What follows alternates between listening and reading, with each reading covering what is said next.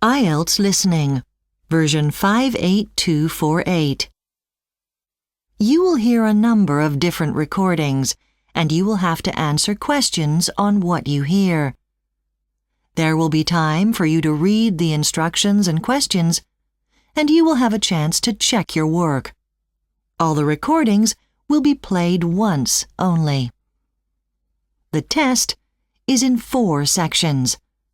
Write all your answers in the listening question booklet. At the end of the test, you will be given 10 minutes to transfer your answers to an answer sheet. Now turn to Section 1 on page 2 of your question booklet.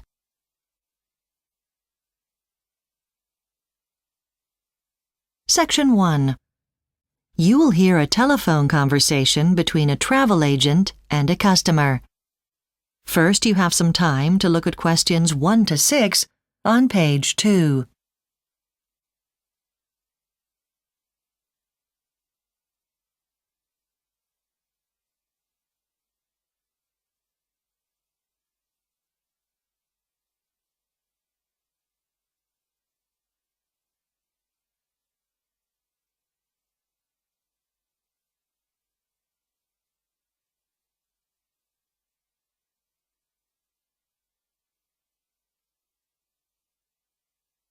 You will see that there is an example that has been done for you.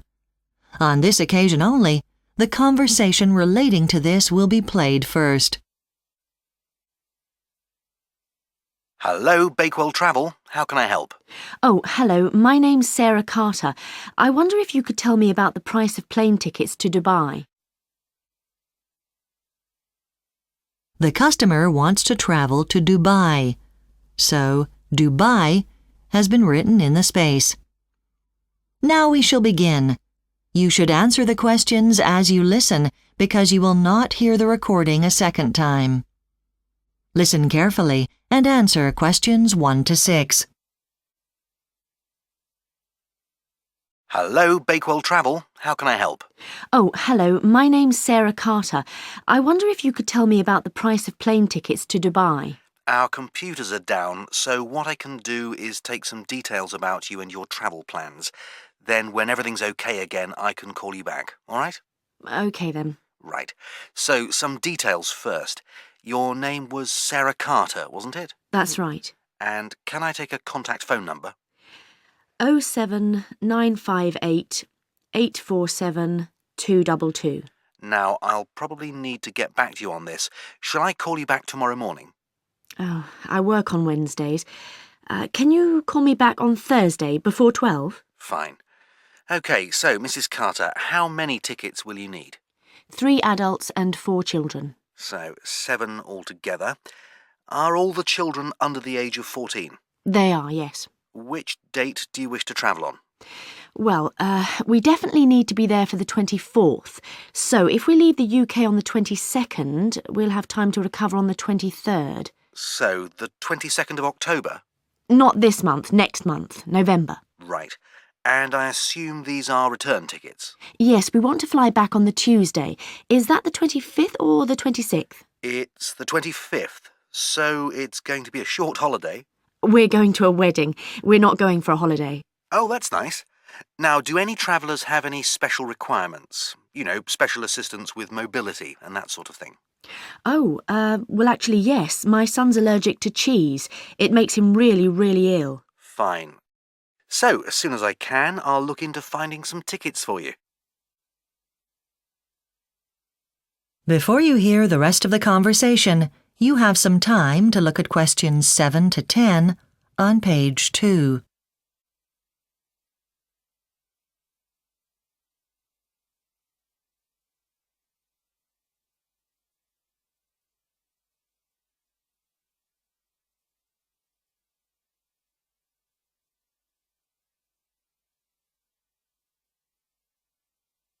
Now listen and answer questions 7 to 10. Now, I wonder if I could just ask you a couple of questions as part of our market research. Would you be happy to do that? Will this take long? Just a couple of minutes, that's all. OK. So, how many foreign visits have you made in the last 12 months? About 6, I suppose. And where was your last foreign trip?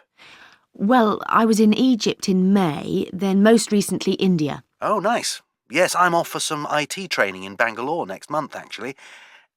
And was that a vacation? I'd love to go back there for a holiday, but it was for business this time. And I presume you use the internet? I do, yes. And so you've seen our website? Yes, I had a look this morning, actually. Well, we had it redesigned a month ago, and we're keen to get feedback on how our customers find it, so... Oh, right. OK. Well, I have to say I found it terribly slow, so I just gave up and thought I'd give you a call. Oh, well, I'm sorry to hear that. But yes, it does happen sometimes. Would it be okay for us to email you with any promotional offers? I suppose so. Well, OK, my address is carter.s@speedtech.com. Is that SPEEDTECH? Yes. That's great. And can I ask how you found out about Bakewell Travel? That is the end of Section 1. You now have half a minute to check your answers.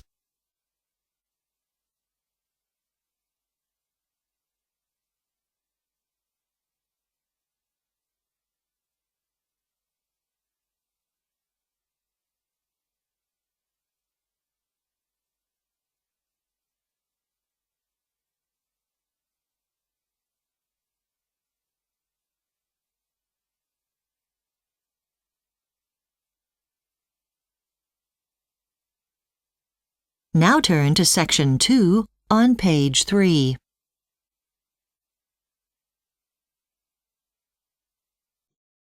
Part 2.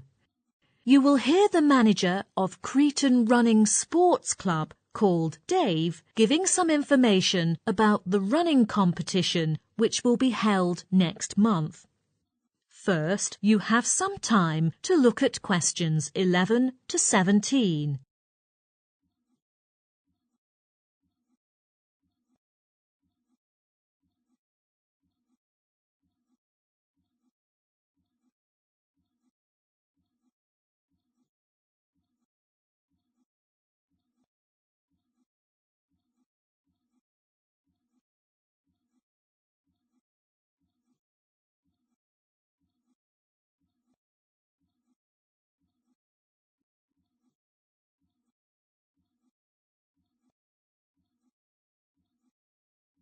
Now, listen carefully and answer questions 11 to 17. Good morning, everyone. I'm Dave, the manager of Cretan Running Sports Club. Today, I'll tell you something about the running competition which will be held next month. As we know, the annual run is one of the most popular events in our town, and it attracts young and old every year. This year, we will continue the tradition, but there'll be some small adjustments. First, about the date. The exact time of the run is still on the first Saturday of May, but we'll inform you in advance if it's to be delayed due to bad weather. The run used to start at the park, which is being refurbished at the moment, so this time all the runners are expected to gather in front of the castle and start from there. The actual run begins at 9 a.m, but the runners start arriving at about 8:45. So some of you might have to get up early that morning if you live far away. Someone has asked how long you'll be required to run. In the past few years, the runners have had to complete the distance of 5 miles, but most people want to do a bit more than that, so we will lengthen it to 7 miles this time. Some of you might not be sure whether you can run that far, so you'd better start doing a bit of training.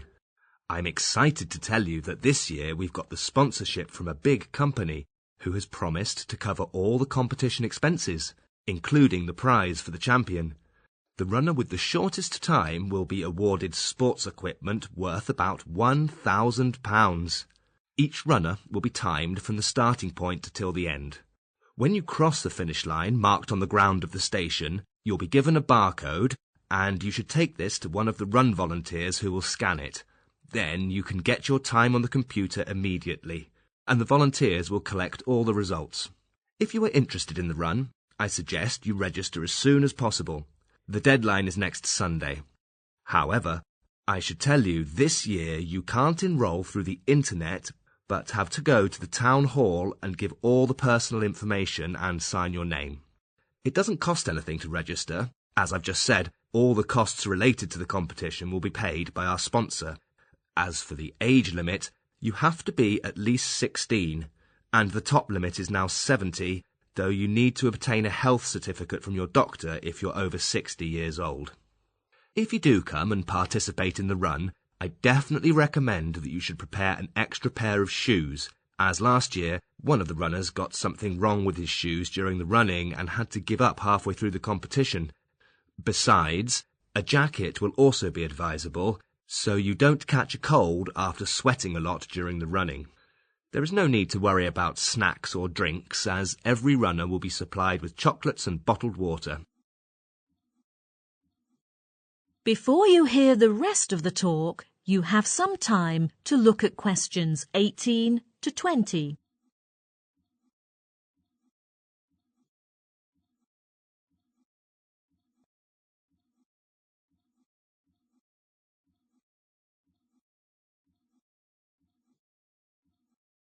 Now listen and answer questions 18 to 20. To prepare for this annual running competition, our club is going to organise a training class for all the participants. In the class, an experienced trainer will teach you the professional steps on how to do a running competition, like warming up before running. For those who plan to do training by yourselves, there are some suggestions for you. First, don't just do morning jogging with your dog. Remember that you're going to compete with others. I know some people like to exercise in groups, but it's more effective to run with your friend who can be your rival and stimulate your potential. Then I suggest you make a record of your running time. It can show whether you've made any progress day by day. What's more, you'd better get used to different roads and paths in the countryside or village, as you won't just be running on level ground during the competition. By the way, you don't have to run in all kinds of weather. As I've just said, our competition is going to be held in good weather. Well, that's all the details about the running competition. If you have any other questions, please call our club at 8345 6234. Anyone who is interested in the run, just get started. That is the end of part 2. You now have 30 seconds to check your answers to part 2.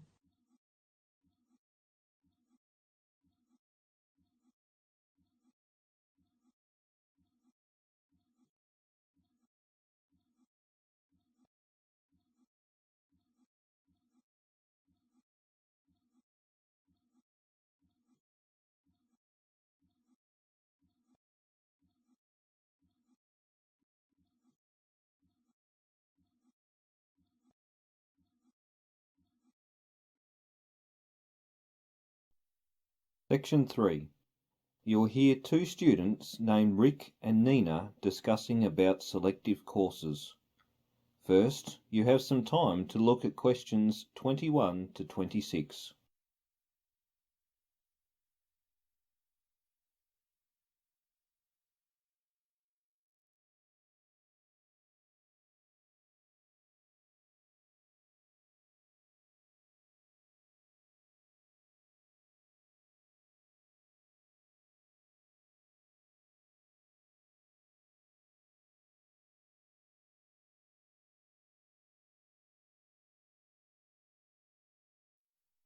Now listen carefully and answer questions 21 to 26.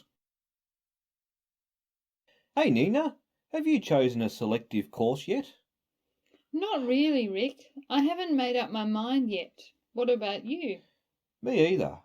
We have to decide as soon as possible though. Why? Today's not the final day for choosing selective courses, is it? No, but they'll be booked up very soon. Actually, some courses are already full. Really? That's too bad. Well, I was thinking of taking a language course. What do you think? Yes, you can do that. You can choose all courses on the school website except mathematics, since it's a required course for all students. By the way, I think business course is a good choice. Yeah, it's not bad. I think it's going to be quite helpful after we graduate. I think so. Guess what? I wanted to choose information statistics. Why? It's related to our major, so I think it's very useful for us. I mean, we will have an advantage in job hunting. But the bad thing is, it's in the morning, so we have to skip other classes in order to take it. That's not good. We need to find an alternative that is more convenient for us. I know, it's a shame. Nina, I think we need to get to know the courses more before choosing them. Otherwise, we may end up studying something that's either boring or useless. You are right. Maybe we can look online to see if there's information about it. We could also ask our parents for advice. I don't think that's going to help much. People have all kinds of opinions online. We wouldn't know which one to listen to. And our parents probably don't know much about our field. I think the best way is asking the former students who have taken the class themselves. They can tell us how they thought about it from their own experience. Oh, yes. They know it better than anyone, just like how much we know the art design class. Yes, before we took it last year, many people said on the internet that it was quite confusing, but it turned out to be quite easy and helpful, right? Mm-hmm. It didn't let us down. I definitely value the course. Design is an important skill in today's world. Well, whatever course we want to choose, there are still things I need to figure out. What do you mean? Do you mean things like the time of the courses? Since it's the first time we can choose selective courses, I need to know how to register. I think there will be instruction on our school website for registration. I'll let you know. You are so considerate, Nina. I think that's necessary. We need to make sure we can register as soon as we make up our mind. Before you hear the rest of the discussion, you have some time to look at questions 27 to 30.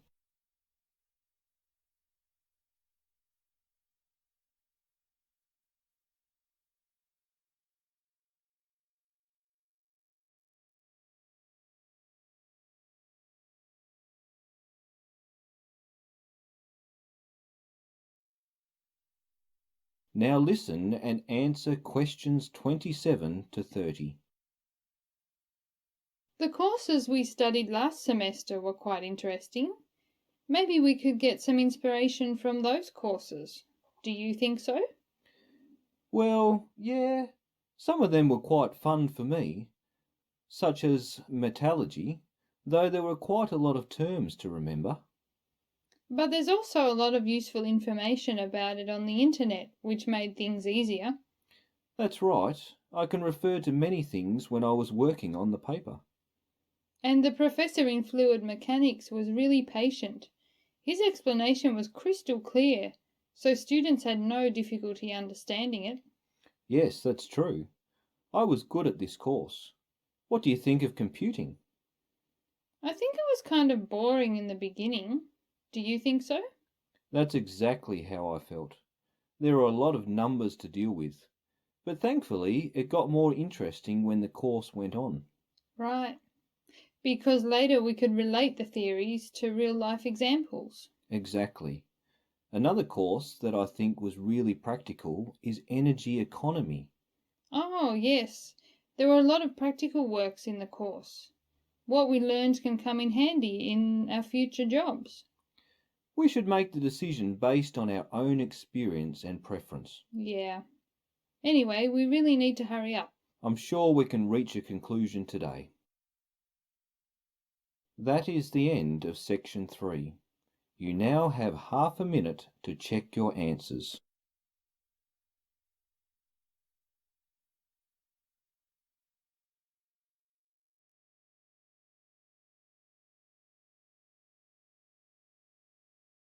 Practice 1. You will hear a lecture about the situation of wild animals, especially wild boar. First, you have some time to look at questions 1 to 10.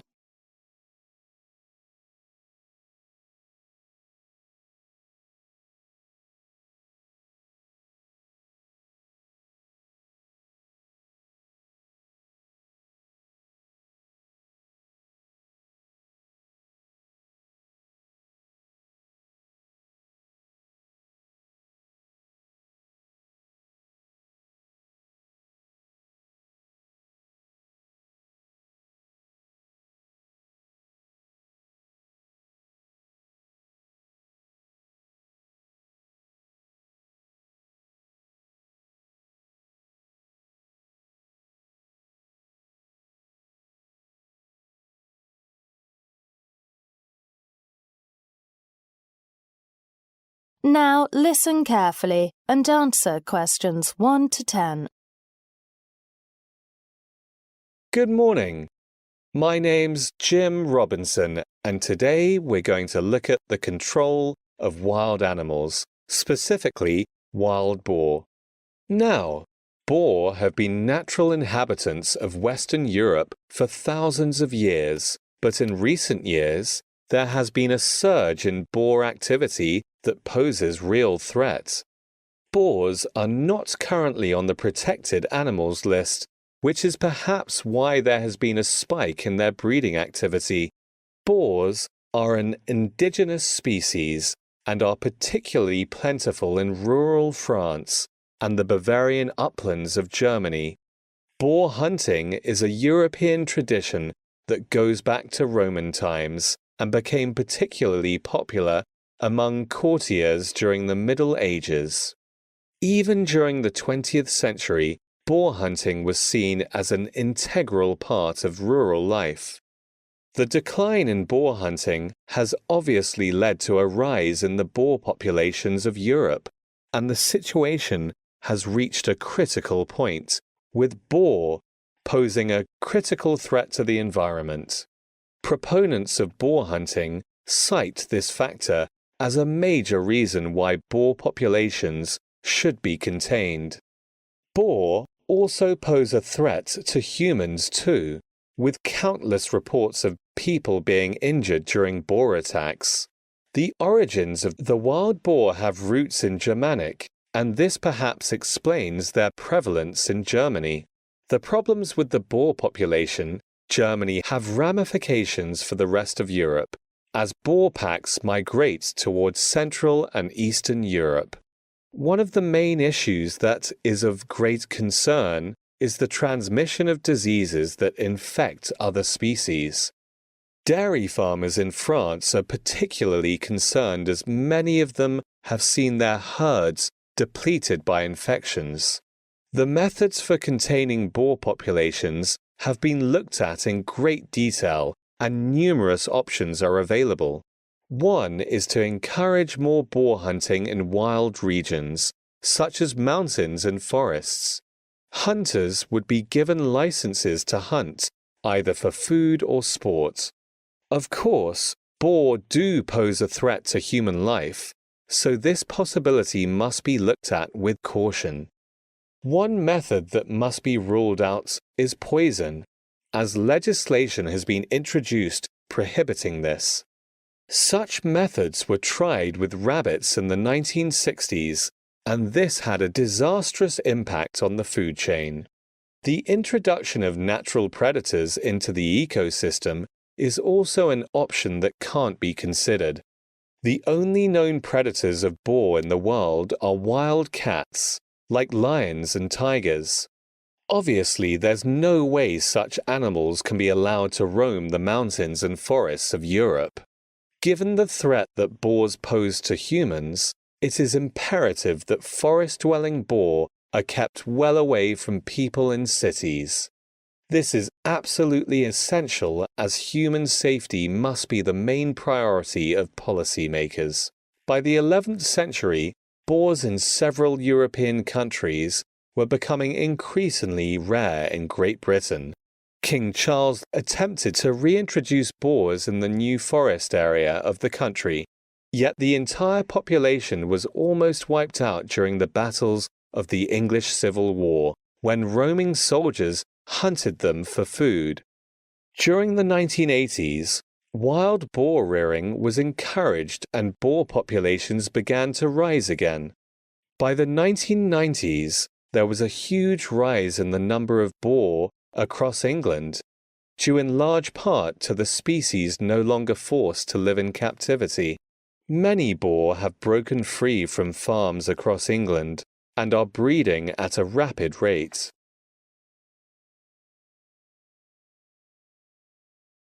Aside from their environmental threat, boars also pose a problem for farmers growing crops and vegetables.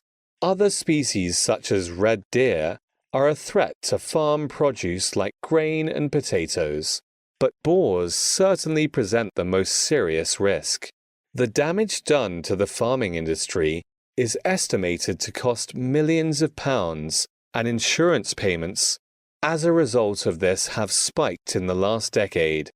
Red deer are predominantly confined to forest areas, and it is unusual to see them outside their habitats during the summer months.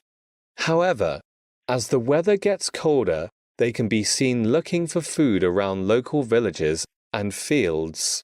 Red deer have their origins in Asia and are ruminant species, which means they have a stomach that consists of 4 compartments, much like cows.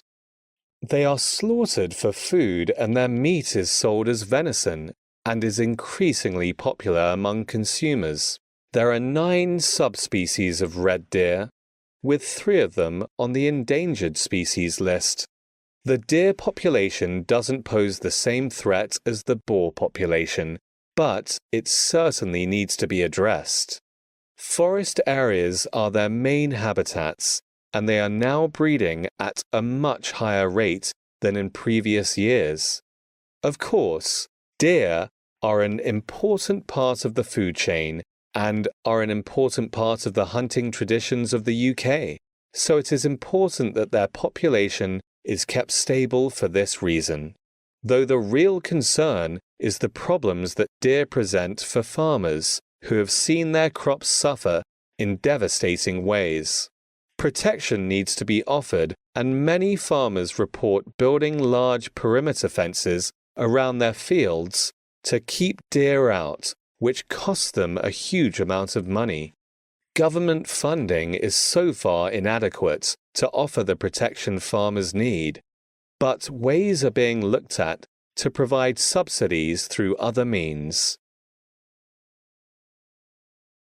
That is the end of Practice 1.